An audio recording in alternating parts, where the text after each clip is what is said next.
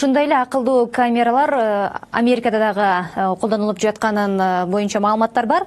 Биз ал жакта кандай колдонулат, негизинен айыппулдар кандай каралган, коопсуздук кандай каралган, дал ушул суроолорго жооп алыш үчүн Америкадагы журналист жана коомдук ишмер активист Уланбек Карыпов менен түз байланышка чыгабыз. Уланбек мырза, саламатсызбы?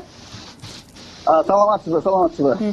Уланбек мырза, айтсаңыз, мына АКШда ушундай акылдуу камералар иштейби? Негизинен алар канча түрү жана кайсы баягы эрежелерди бузулушун тартат экен? Ооба. Эми Кыргызстанда жакшы атап коюшту акылдуу камералар депчи.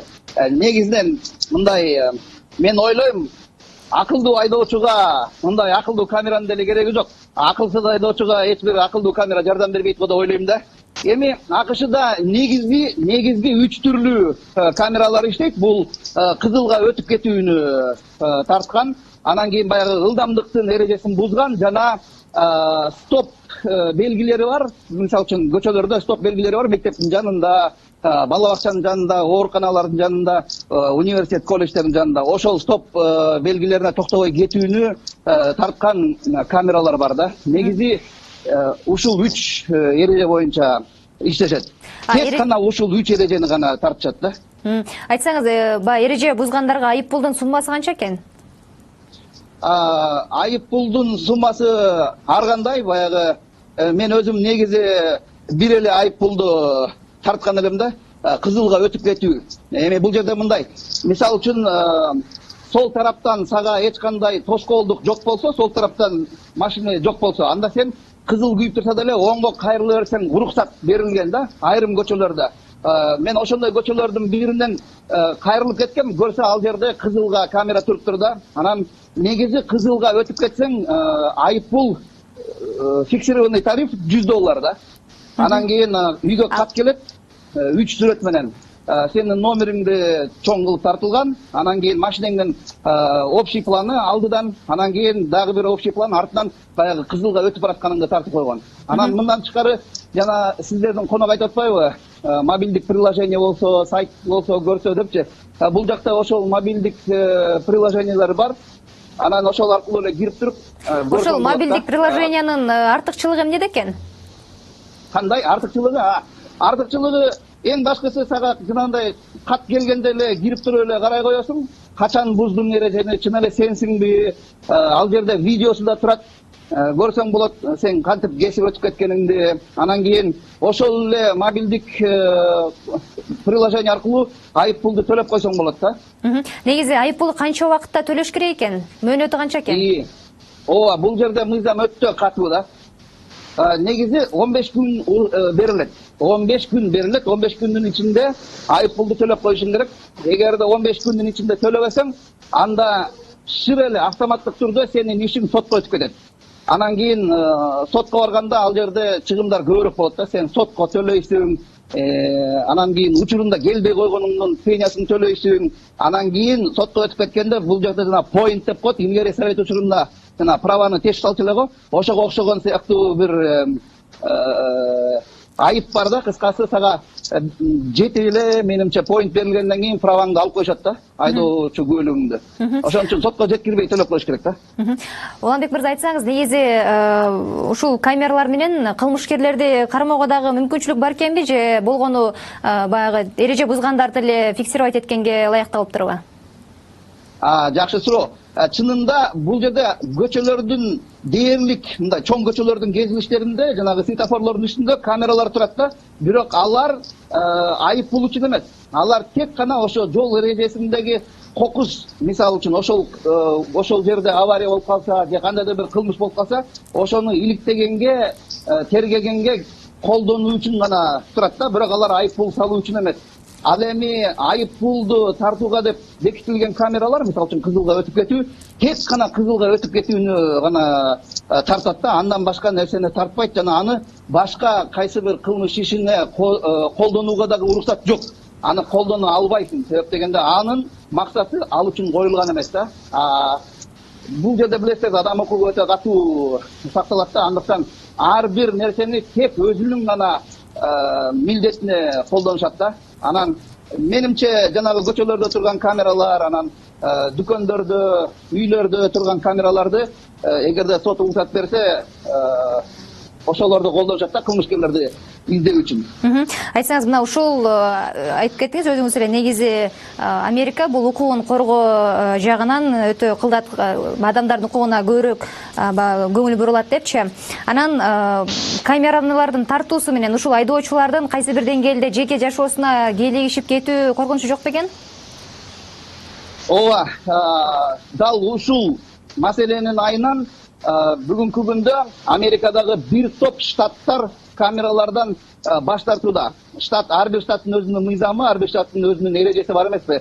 Андыктан бир топ штаттар бүгүнкү күндө ошол камераларды четке чыгарды. Себеп дегенде адамдын жеке жашоосуна кийлигишүү катары жергиликтүү бийлик ушундай деп тапты да. Ошондон улам алып салышты. Себеп дегенде балким мисалы үчүн айдоочу ошол учурда бир маанилүү жолугушууга бараткан же машинесинде балким маанилүү бир кишиси бар болчу, же мисалы үчүн жанагы защита свидетелей деп коет, күбөлөрдү коргоо, анан ал киши менен балким машинеде кетип атканда сен тартып алган болушуң мүмкүн дегендей. Айтор жеке жашоого кийлигишүү катары деп бир топ штаттар, мисалы үчүн биздин коңшу Нью-Джерси штатын деле жакында эле алып салышты, Техас, Калифорния жана башка штаттар толугу менен баш тартышты да. Себеп дегенде бул анчейин деле мыйзам бузууну токтоткон жок, анчейин деле баягы жол эрежесин бузуу жана авариялардын санын кыскарткан жок деп айтып жатышат да.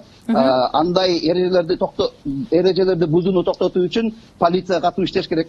Праваны берүүдө, жанагы текшерүүлөрдө, профилактикада. Ошондо баягы кырсыктарды азайтса болот деген чечимде да. Мына бүгүнкү күндө элестесеңер, Америкада 350 миллионго чукул адам жашайт. 350 миллионго чукул, 300 миллиондон ашуун. Эми ушул жалпысынан мен карап көрдүм, болгону жалпы Америка боюнча 3699 камера тек гана кызылга өтүп кетүүнү тартат экен, жана 1413 камера ылдамдыктын эрежесин бузууну тартат экен. Болгон ушунча эле камералар ушундай килейген мамлекетте. Уланбек мырза, атайын Америка өлкөсүнөн түз байланышка чыкканыңыз үчүн сизге терең ыраазычылык билдиребиз. Абдан жакшы маалыматтарды айтып өттүңүз. Биз болсо талкуубузду улантсак. Мына жогоруда Уланбек мырза бир топ маалыматтарды айтты, сизге дагы белгилүү болгондой, ушундай көп багы калктуу өлкөдө 3699 гана камера бар депчи. Анан айрым штаттардын дагы мындан баш тартып жатканын айтты. Негизи эле бизде адамдардын коопсуздугу, айдоочулардын коопсуздугу, негизи жеке жашоосуна кийлигишип кетүү коркунучу жагынан дагы алдын ала бир маалыматтарды берип же аныктап көрдүңүздөр беле? Жок, мындай аныкталар болгон эмес. Мен ойлоп атам, ошол штаттарда балким коопсуздук тартип сакталат да. Элдин аң сезими балким өйдө. Бизде мисалы семичке чагып тамеки тартып коомдук жардан кодекс боюнча болбосо дагы ошондой бузууларга барат да. Дагы бир нече. Балким мен ойлойм, элдердин мамилеси бири-бирине башкача биздикине караганда, же кылмыштуулук башкача уровеньде да, деп ойлойм. Бизге камера керек го деп ойлойм бүгүн. Уланбек мырзадан бир суроону тактап алуу үчүн кайрадан байланышка чыктык. Уланбек мырза, сизден бир суроону тактап алалы дедик. Мына сиз жогоруда айтып кеттиңиз го, бир камера тек гана бир өзүнүн гана милдетин аткарат депчи. Ушуну кандай түшүнсө болот? Ушул боюнча айта кетсеңиз. Ооба, жакшы суроо. Чынында, мисалы үчүн кызылга өтүүнү, баягы кызылга өтүп кетүүнү тарта турган камера тек ошол гана милдетти аткарат дегеним да. Мисалы үчүн Кыргызстанда мындай болот атпайбы? Бөрк алдаса баш алып, ошол камера бардыгын тартып берет. Кызылга өтсөң дагы, анан жанагы поворотко жакындаганда солго сплошнойду кесип өтүп кетсең, анан жанагы стоп линиядан кичине өтүп кетсең, ошонун бардыгын тартып эле, ошонун бардыгы менен эле штраф кылып эле, таза кишини ордунан жылдырбай эле кыйнап атпайбы? Мисалы үчүн ага окшогон жанагындай стоп линиядан кичине өтүп кеткен, ошого окшогон нерселерге айыппул таптакыр жазылбайт. Аны полицейскийлер келип сени көрүп калса, ошондо гана сени бир айыппулга тартат да. А кызылга тарткан камера тек гана качан сен кызылга өтүп кетсең, ошондо гана сени айыппулга тартат да. Мисалы үчүн ылдамдыкты бузууда. Себеп дегенде мындай да, мисалы үчүн светофорго жакындаганда сен оң тарапка кайрылайын десең, оң тарапта аябаганда узун тыгын болуп турат. Сен такыр ал жака кире албайсың да. Анан кийин ал жер бошогондо сплошной линия турганына карабастан сен ошол жака акырын эч кимге мындай тоскоолдук кылбай акырын ошол жака өтүп кайрылып кете берсең болот. Анын үчүн сага эч кандай айып пул тартылбайт. Мындай алып эле мына сен берден мынтип өтүп кеттиң, тиерде тигинтип кесип кеттиң деп эле айып пулга тарта бербейт да. Ошондуктан айтып атканым, болгону ар бир нерсенин эмне үчүн коюлган? Кызылга деп коюлганбы? Тек ошол кызылга гана айып пулду берет да. Стоп белгисин токтобой кеткениңди тартыш керек болсо жалаң тек гана ошон үчүн айып пулду берет да. Сен стоп белгисине токтобой кеткен жерден ылдамдыгың да мынча экен деп туруп айып пулду бербейт да. Анан дагы ар бир шаарда, ар бир штатта мыйзамдар ар кандай. Мисалы үчүн Пенсильванияда тек ушул эки эле камера иштейт, кызылга жана ылдамдыктын эрежесин бузууга. Мисалы үчүн Чикаго шаарында аябагандай көп камералар. Ал жерде жанагындай токтогонго, стопко, тиги буга деген. Демек, ар бир шаардын өзүнүн шартына жараша камералар орнотулуптур да. Ооба, ар бир шаардын баягы айдоочулардын санына жараша, анан жолдордун баягы татаалдыгына жараша, анан ошол жердеги жашоочулардын мыйзам бузуусунун статистикасына жараша коюлган да камералар. Андыктан баягы бир жерде мындай, бир жерде мындай да. Жалпы бүт Америкада ушундай деп айтуудан алыспын да. Уланбек мырза, кайрадан байланышка чыгып сурообузду тактап жооп бергениңиз үчүн сизге терең ыраазычылык билдиребиз.